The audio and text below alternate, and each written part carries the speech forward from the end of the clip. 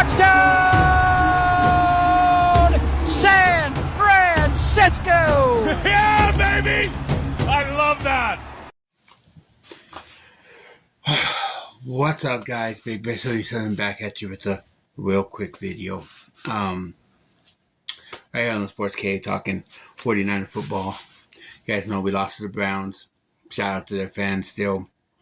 And now we come into Minnesota, Monday Night Football, and we lose there.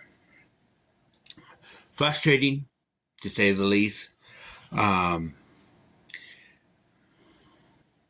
already moved past the game in a way. I don't hold on to losses like a lot of people. A lot of people get mad and just it ruins their day and it ruins their next day.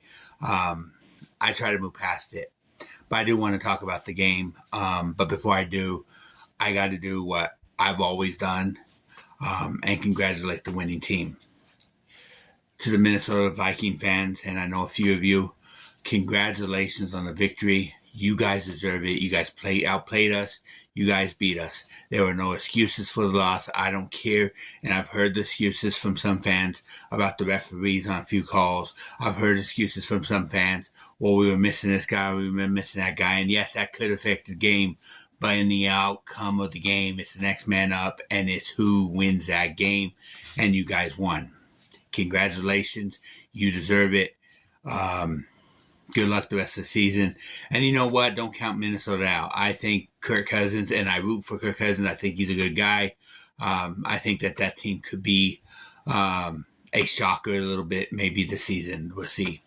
But with that being said, now I'll move on to talk about the game real quick before I end off with talking about a few of fan bases who decided they wanted to come at me. And rightfully so, we lost. But let's talk about it. There are two guys to really blame here. And no, I'm not going to blame the coach. I know you Falcon fans want to, but that's on you. You guys want to continue to allow him to live in your head rent-free. Go ahead. Nothing from me. It's your right. But there are two guys to really blame in this game.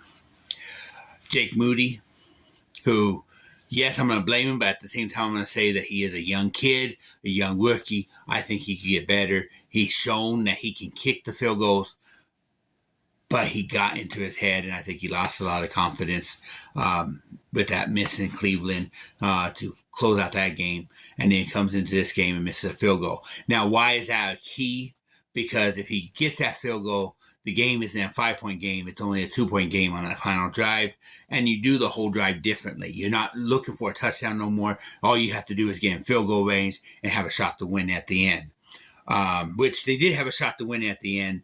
But you don't have to be looking for the longer passes. You could actually go a little shorter and just work your way downfield again to field goal range. So that field goal was a key factor, no matter how you look at it. The missed field goal is a key factor. But also, you got to put some blame on the young quarterback, Brock Purdy. Those two interceptions, his fault, especially that last one. Sometimes it's better to tuck it and just to go down with it. Look, if you don't have open receivers, throw away, things like that. And, you put it into the wrong spots. Now, again, a young player who will learn from mistakes and move on. I hate the fact that because he's having a small rough patch, he doesn't get the benefit of the doubt like some other guys do. When a Tom Brady early on in his career has not early on, but anytime in his career has a little rough patch, they blame the kicker, they blame everybody else but Tom Brady. People don't want Brock Purdy to be good, so they're going to blame Brock Purdy automatically. That's just the way it is. But with that being said, this game should go on Brock Purdy's back. Now, the missing players, Deebo Samuels, that was a huge factor, but Ayuk stepped up. Kittle stepped up. Kittle had a pretty good game. And CMC was in the game. So, but Deebo was a big miss because he would have been an extra hand and he would have been, an extra target. especially late in the game. So that was a big miss. And also Trent Williams missing your big hoss on that line. You saw numerous times where Brock had to roll out, Brock had to move out of the pocket. That was frustrating because we knew that Brock should have been able to have a little more time. It also hurt us on the running game. We couldn't go up those holes like we would when Trent Williams is in. So that was a big miss. I'm not going to blame the loss on that because there was a lot more factors to the loss. But it was huge and it did affect the game. That's why it's always next man up mentality. With that being said, we need to regroup. We need to rebound. We need to figure out a way to win. I don't care if it's by 3. I don't care if it's by 1. I don't care what it's by. If we got to get a win and stop falling backwards. So with that being said, and I'm not even going to talk about Atlanta Falcons fan base. They're not even one of the fan bases I want to talk about. But let's move on to that portion of this video because I want to talk about the Arizona Cardinal fan base, who I'm very close to, a lot of their fans here in Arizona. Let's talk about the Dallas Cowboys fan base and the Pittsburgh Steelers fan base. When the game was over, rightfully so, I knew I was going to get the hate. We as fans knew that our Facebook timelines, our Instagram timelines, all over YouTube, it was going to be filled with, ha ha ha, you lost. But I find it funny that these 3 fan bases are the loudest ones chirping about the 49ers losing. So let's talk about it. Okay, first let's go to Arizona because I'm going to just say this.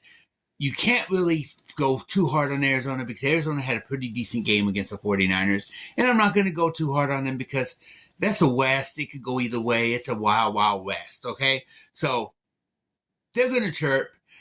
Divisional thing. It's what it is. But remember, we did beat you.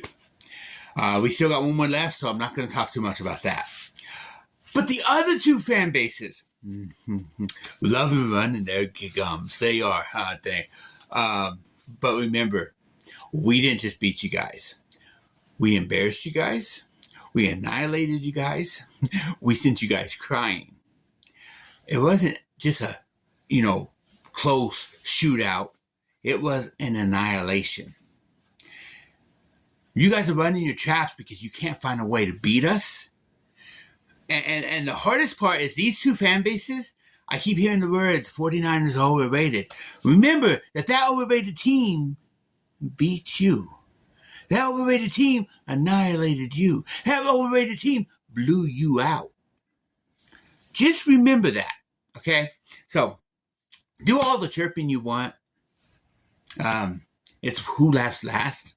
It's who's in the Super Bowl that matters. If you don't win the Super Bowl, it's like in any sport. If you don't win the championship, you could chirp all you want, but you mean nothing just as much as the team that got eliminated.